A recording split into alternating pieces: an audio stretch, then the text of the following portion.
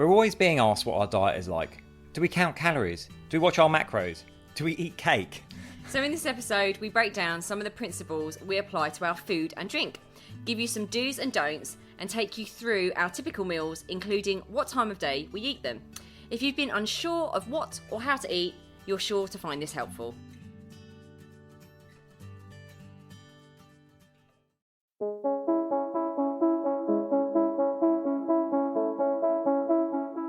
Hi, I'm James Davis. And I'm Claire Davis. We're the Midlife Mentors, here to lift the lid on how to achieve health and happiness. The balanced, no-nonsense way.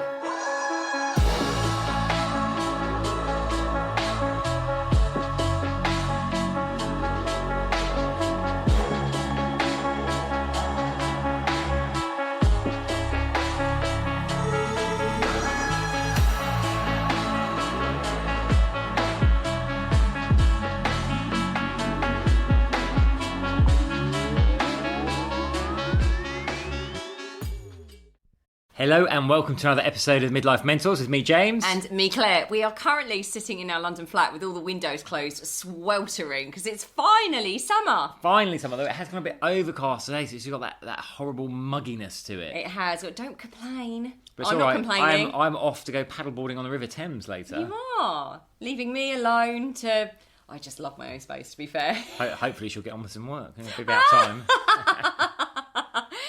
So cheeky. Everyone knows that's not true. Yeah, I like my own space. Who likes their own space out there? I really, really do. I lived on my own for quite a long time, so yeah, it was quite. And Enforced. Oh, someone's full of the old jives this morning, aren't they? I'm fired up and ready to go. Thinking it's funny. It's that Friday feeling. Enforced loneliness. You're so mean. Go and listen to what I have to part with. Oh, Anyway, let's get on with the podcast. But what have you been up to? We've just kind of been... We did our talk at Soho House We Day. You did. look like you'd forgotten that. So I did forget that. How could I forget that? Just this week, we're in Soho House, London, delivering a talk on midlife transitions. And the joy of midlife. Yeah, the joy of midlife. And that was really, really beautiful thing to do. So big thanks to everyone that came to that. We're actually doing a series of talks. So we've got another one, I think in October, another one in November. End of October, then another one in November. And we've also been invited... by Soho House Miami to do something. So fingers crossed that comes off, because we're actually going to the US next month. We are. We're very excited. I'm very excited for that. It's business and pleasure, but it'd be a proper holiday for us, won't it? I know. It's so weird, because I looked at James when I said that, as if to look about whether it's going to be true. Like, are we honestly actually going for 2.5 weeks? Lola's going to be, our dog is going to be looked Probably after should get around to booking those tickets at some point. So we have booked our tickets. And we're doing a real adventure. We'll tell you more about that. And actually, we might be doing, if you're not following us on social media and you are interested in our little journey and what we're up to work-wise out there, do check us out on Instagram. We'll also be sharing stuff on TikTok. So we're at Midlife Mentors on Instagram and at the Midlife Mentors on TikTok. And we'll also be sharing stuff on Facebook as well. And sure, we'll be doing some podcasts while we're out there and sharing what we've been up to. But yeah, that's our US trip. And then we're going to be doing an event with Miami Soho House. So that's awesome.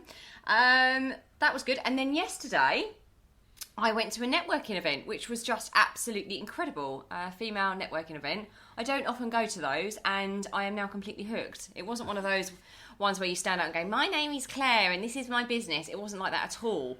It was organised super, super well, and the speaker was just really inspiring, really informative, but just it was wonderful to be in that energy of female founders that are going out there, running their own businesses, stepping up, stepping out, and I was buzzing. I'm still buzzing from it. Yeah, really I love to see you great. come back. You came back on such a high. Yeah, so great to see other women just doing their thing. So, okay, so this is going to be a fairly short one after we whittled on about what we're doing. We are, because obviously we're taking some people through the midlife method at the moment. Although all the nutrition is laid out for you there, it drips out slowly over time. So we're going to get a new intake. It's quite interesting to do the coaching call. They have a lot of questions, kind of what to eat, when to eat. And people are always asking us as well, like, oh, what do you eat? When do you eat? And when we go out with people, they're quite surprised, like, oh, I didn't think you eat that kind of thing. So we thought we'd actually share maybe some of our rules, our do's and don'ts that we personally live by for eating, and also give you examples and ideas of what we eat day to day. So I think it's really important to say what we don't do, first of all. I actually just did a post on this. So what we don't do is weigh our food, obsess over macros, or count calories. Now, I'm not saying macros and calories are not important. If anyone has ever done any of our courses, when we're taking you through nutrition, you will see we've got like a pyramid. And at the bottom of the pyramid is the most important thing. That is calories. Sadly, that is a universal truth. If you are eating more calories than you are expending, you are going to put on weight. So calories is the first thing you need to look at. But we don't get our clients looking obsessively at calories. We don't get them calorie counting to the nth degree, and we don't get them macro weighing to the nth degree. What we do is educate what a normal plate should look like, and we educate like the percentages of what those macros should be like. And if you don't know that, we've done a podcast on macros, we've done a podcast on calories and stuff. So go back, check out one of those podcasts there. So we're not going to dive into that, but that's one of the things that we don't do. We eat very intuitively, and I do think that that's a really like overused term now, intuitive eating. But I think it is one of the best ways to explain that what we do and how we educate our clients to eat is that intuitive understanding of some principles around food that they can take anywhere with them. You know, one of the most beautiful things, especially over the summer when clients are working with us over the summer, they're like, oh, I've gone on holiday, but I've applied your principles and I haven't actually put on weight. And normally I come back from holiday like half a stone heavier. So these principles are to make sure that you are living and eating in a balanced way that's easy to fit into your lifestyle. So I just wanted to say what we don't do. Yeah, and of course we'll be taking these principles to America with us. Now we're going to be on the road a lot, so it is going to be challenging eating well or in a more healthy way, I think, when you're on the road, but you can always find ways to do it. So these are the principles we're going to adhere to. I just say, you know, like if you've got a lot of fat to lose initially, like it's like anything. The closer, if you've got no knowledge in this, you might need to be a bit more mindful and thoughtful at first and be more aware of what you're eating. But over time, as I said, you will get to the point like we do now. Like, we just look at the plate and know what we want, and we check in with ourselves like, oh, am I actually hungry, or is that just a bit of kind of boredom or something else making me want to go and get a snack? Can I wait? Or if I am going to eat, what am I going to eat? Why am I eating that? You know, understanding the process once it goes into the body, and then going from there. I just want to throw one caveat in, like that might sound a bit joyless, but no, listen. We're big believers in getting balance in life. So do we ever go out and eat things like pizza, burgers, chips? Yes, absolutely, but just not all the time. Yeah, and I think this approach of ours comes from, well, actually both of us, and I know James might be sharing this, he probably shares this less, but James definitely had issues around food when he was at university, and I had a terrible relationship with my body, with myself, with my food, and I calorie counted for years. I mean, absolutely years. I had no understanding of macros, right? So it was all just about the calories, and this is why we get really frustrated with the likes of Slimming World and Weight Watchers, actually, because they don't teach you about the macros and why you're eating and Still what time to eat. Still have you eating bowls of fruit at night. Yeah, and actually saying, oh, they're free food. Free food doesn't exist. It's also like a really, really bad term, so I won't get into that. But from my background and from James's, because he understands where I was coming from when we created the Midlife method, we wanted to create something that veered away from that, a like really strict, rigid approach, because it is so distressing. It is so overwhelming. It's so depressing, right? And I lived my life like that for far too long. And for me to be able to re-educate myself, to heal myself, to move away from doing all of that stuff and still actually have a better body now than I ever had, right? To have a better body now than I ever had when I was counting calories and being really, really prescriptive over my food and being joyless about it. So I really wanted to take that and use that as the bedrock of the program, basically. But as James said, we do get asked quite a lot, like when we eat, what we eat. So we thought we would just jump on share. So do you want to start with breakfast? Yeah, I was going to say, before we go into actually specifics of what we eat, I was going to give you like some of the principles. So we'll always aim to eat our dinner as early as we can. Now, the reason for that is, you know, we get then a longer fast overnight. And generally, if it's a training day, we will train fasted and then have our breakfast afterwards. You know, maybe on a Sunday, we still get up really early, but we'll walk over to Hampstead Heath, go for a swim in the ponds, come back. So again, our breakfast is late. So we try and have our breakfast late, our dinner early, lunch pretty much snack bang in the middle of the day. And at all those meals, I'd say we prioritise protein, and we load our carbohydrates early in the day for breakfast and lunch, and really go light on carbs at night. And when James says we normally eat our dinner, our evening meal as early as possible, and then leave our breakfast till as long as we can, that fast is normally about 14 hours at the most, I would say, just because we do train heavily, we are super active, and I find if I don't eat within that 14-hour window, my sugar levels drop, I start to feel woozy headed. But also you need to be really careful that you're not going, like catabolic, and you're not actually breaking down muscle mass. So you just have to get that balance right. But again, it's really personal. We were asked all of this stuff at the Soho House Talk, weren't we? It's really personal. Some people have 16-hour fast, 18-hour fast, 20. We don't prescribe to that. And we wouldn't necessarily recommend you go over like a 16-hour fast personally. No, but find what works for you. Yeah. But definitely, if you go over, then it can be counterproductive as well. And raise stress in the body. Raise stress, raise cortisol. You'll start to break down muscle tissue, which is not what you want. Exactly. So breakfast. We're creatures of habit, actually. So pretty much every day we start the day with our breakfast power smoothie that most of our clients actually transition to and love it. So this is giving you a really good high protein, I'd say medium carbohydrates, a little bit of healthy fats start to the day. Essentially what you do is you get a shaker, you fill it with I put about 400 ml of water in, because mine's bigger. 300. A handful to a handful and a half of frozen berries. Now berries are great because they contain antioxidants and they don't spike insulin as much as other fruits. So frozen berries also makes it nice and cold. We will then add in like a teaspoon of good quality peanut butter, healthy fats there. A scoop for Claire, a scoop and a half for me of protein powder. Chocolate. Yeah, and then whatever flavourings you want, really. So a bit of cinnamon, you can have a bit of cocoa. We actually put a super greens mix in as well. So this is the powder that's just a mix of lots of green vegetables. So that goes in there. And then we blitz it all up. Did I miss anything out? You've forgotten linseeds and chia seeds. Yeah, seeds, chia seeds and linseeds as well. Then we blitz the whole thing up. Now, it's good. This is going to come in around, 450 calories. But because you're getting the protein and the fats in, it triggers your leptin, meaning you feel full. And everyone says this, if you've ever started your day by grabbing, 2 slices of white buttered toast, you know that probably by 9, 10 o'clock, you're hungry again. With this, you really don't start to get hungry, I'd say, till approaching 12 o'clock. Because it's got so much in it. You've got the slow release carbohydrate energy from the oats. You've got the protein. You've got the fat. It's just a great way to start the day. Now, so you say 12 o'clock. That's because we've actually eaten our breakfast at about 8 o'clock in the morning. That's true. So yeah, I mean, you normally that sustains me for a good 4 hours. 4 or 5 hours. Yeah, I'd say for me. yeah.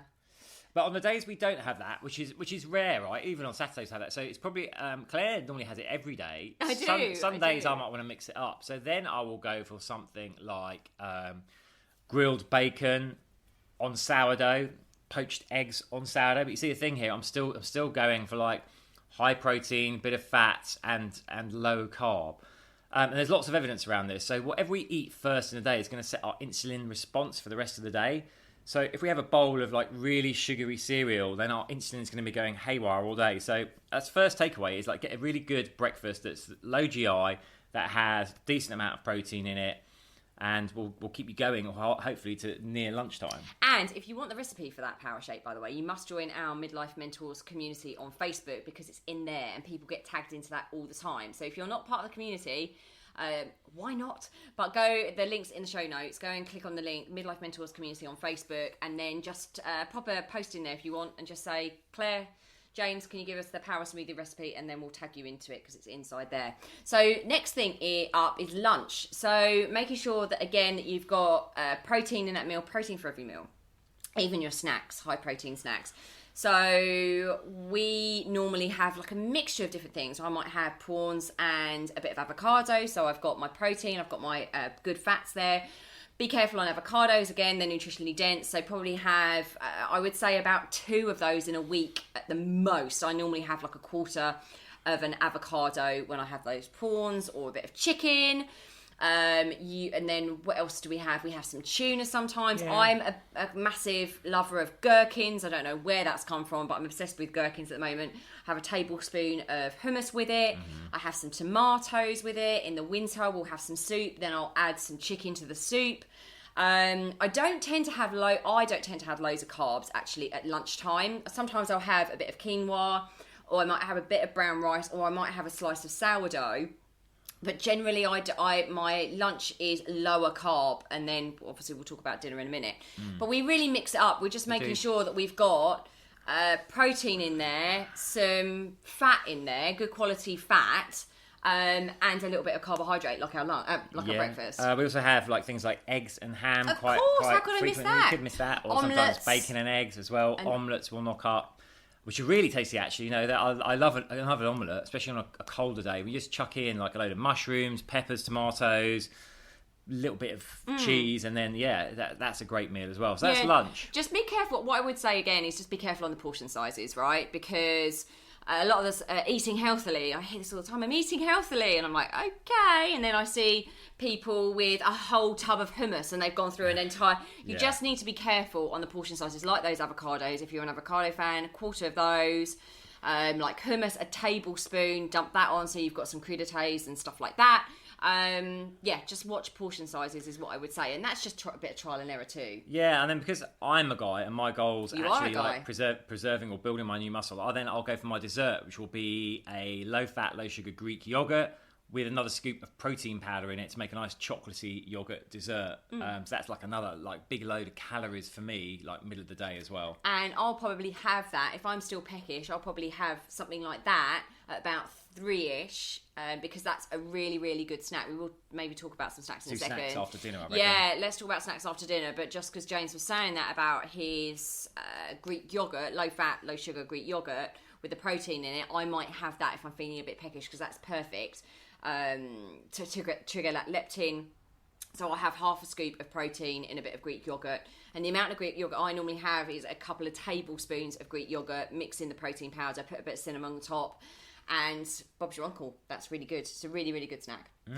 But you have yours straight after lunch. I do. And then dinner. So dinner, we'll typically go for a lean protein with lots of, lighter leafy veg. So that might look like a lean pork steak or salmon fillets or sea bass fillets, either just pan fried or grilled or oven cooked, and then a tray of oven cooked vegetables. So we'll go in there like mushrooms, broccoli, sprouting broccoli, asparagus, It's yummy. tomatoes, stuff like that. So we've got no heavy carbs in there at night. There's like no potatoes, no rice, no pasta, nothing like that. No bread. So that's one. Another thing we'll do is stir fries. Again, turkey or chicken in the pan, then some light vegetables in around it with the sauce. Sometimes we might really mix it up and have like a breakfast for dinner. So we might have bacon and eggs. We might. And some beans or something like that. Steak every now and again. Yeah. We get low-fat mince and make chili.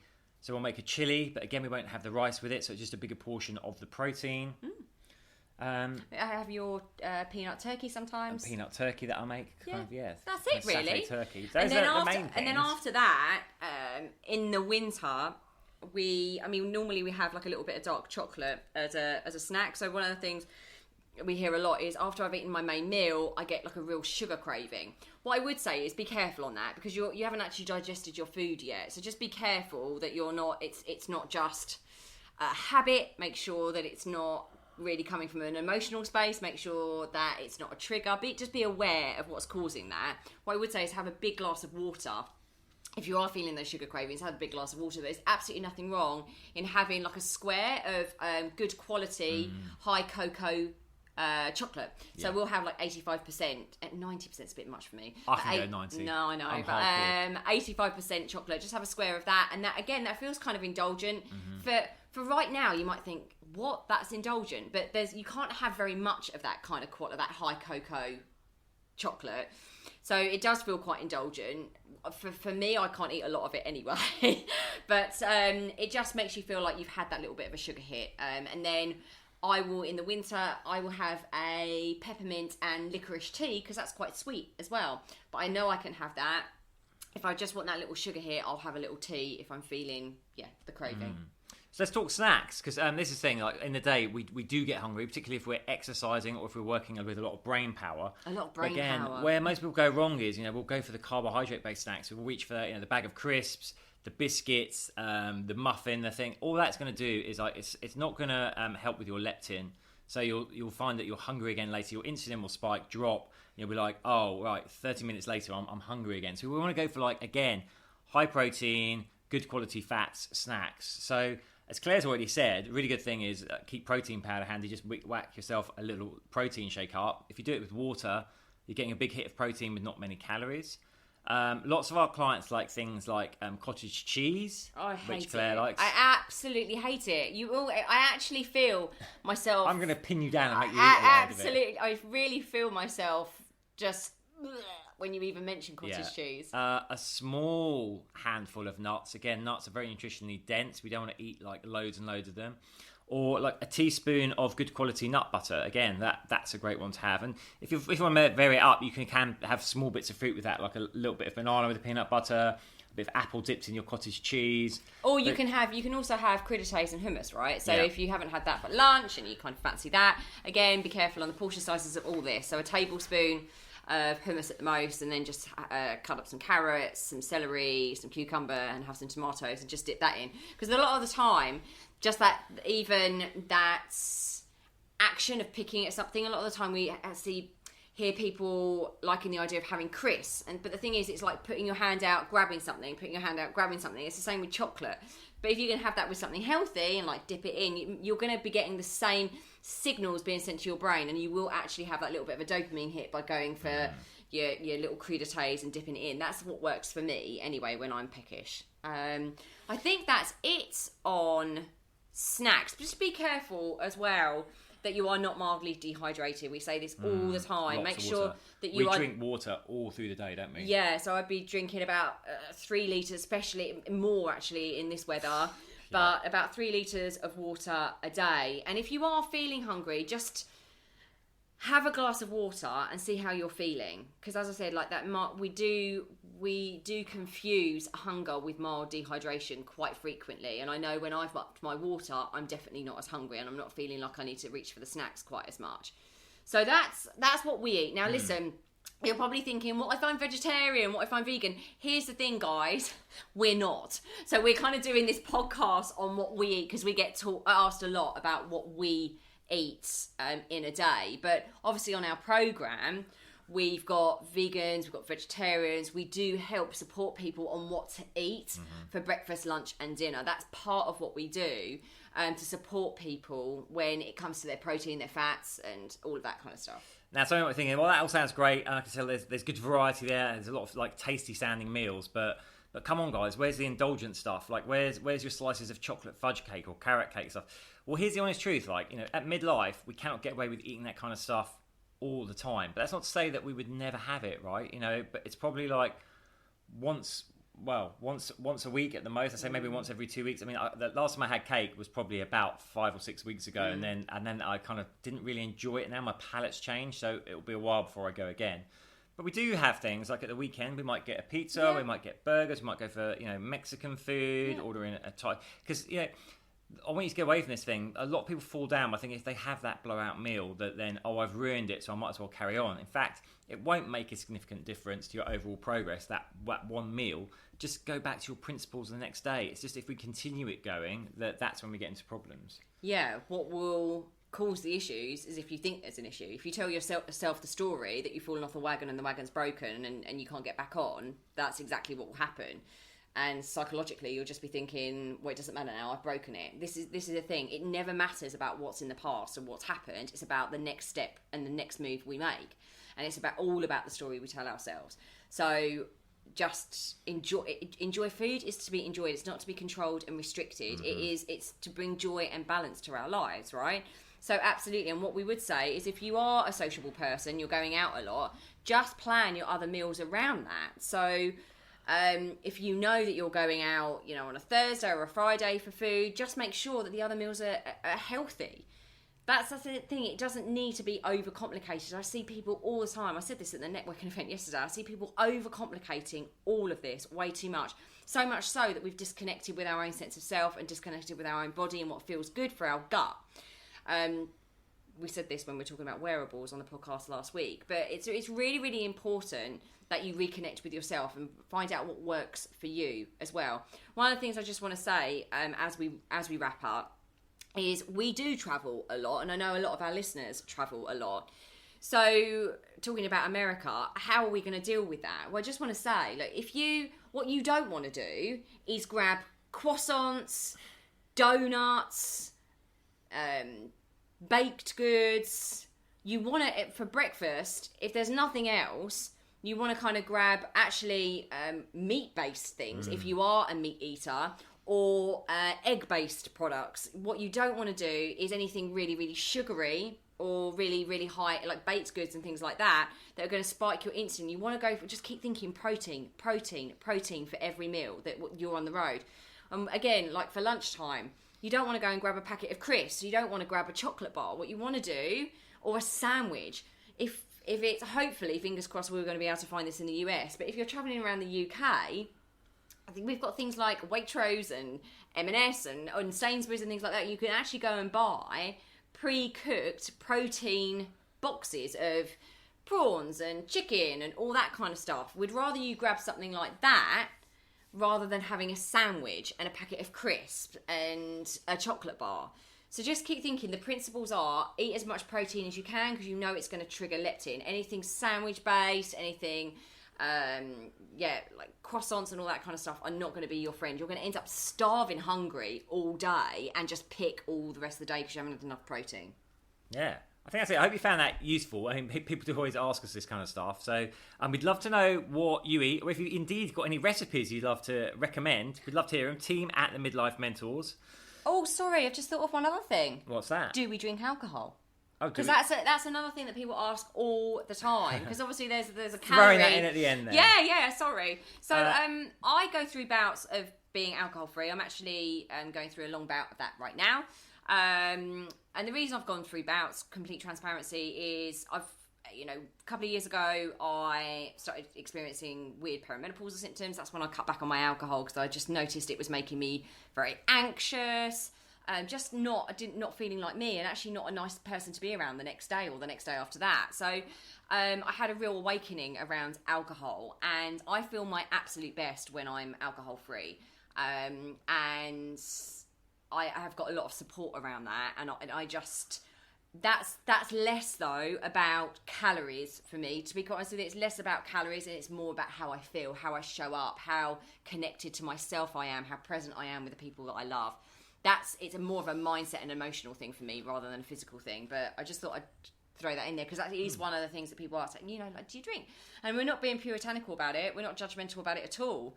We always say just be careful on how much alcohol you're drinking for the calories, for the sugar, the inflammation in the body, and actually it increases stress in the body, not reduces it. And also, it causes inflammation in the body. So we always just ask people to be aware of their intake of alcohol, but we're not puritanical about it. No. And Jane, you drink, don't you? I still drink, so I just don't drink in the week. I'll save it for the weekend, and then it'll just be a few beers. I've given up wine completely. It just doesn't agree with me. And gin and tonics, you used to like a gin and tonic, don't like that anymore. I mean, very, very, very occasionally, maybe I'll try one, but then probably decide I'll go back to beer. But that's me, yeah. Yeah, I think I You temper me. I do. I temper you. So, just thought I'd throw that in here as well. I'm just thinking of any other questions that you might have off the top of my head. But if you do have any more questions, like James was just saying, any more questions, any more thoughts on this, anything else you want to know, then just drop us an email at team@themidlifementors.com or go into the Midlife Mentors community Facebook group and ask your questions there. Don't be shy. Or reach out to us on any of our social media platforms, and they're all in the show notes. Fab. Oh, and we've got our retreat coming up. Just as a final thing, if you are new and listening to this for the first time, we run luxury retreats. We have done for the last 12 years. And we have an amazing one partnering with Six Senses in Ibiza, 19th of October until the 22nd. And we have a few spaces left on that. We're really, really excited. If you want to know, if you basically want to reset in body, mind and soul, and want to really understand how to create life longevity as we're aging, as we are reaching midlife, how to experience the best midlife you possibly can, and thrive in this second act, then that's everything that we do. You know, it's basically our program condensed into a 3-night stay in the most luxurious surroundings. It's going to be absolutely phenomenal. So excited about that. And I've put the link in the show notes to that as well. And if you want anything else or need anything else, just send us a message. That's it. Okay. Are you sure that's it? That you is it now. One more thing. That is it now. Okay. Sending you so much love, everyone. Till next time. Take care. Bye.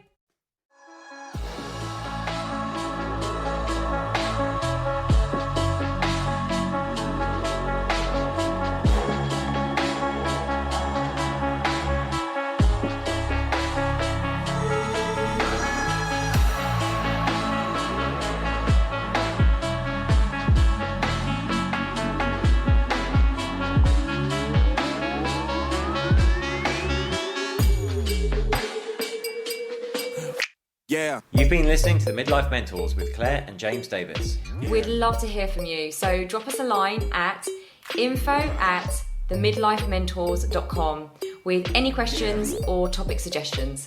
And make sure you join us on our Facebook page and YouTube channel. You can find us under the Midlife Mentors. Yeah.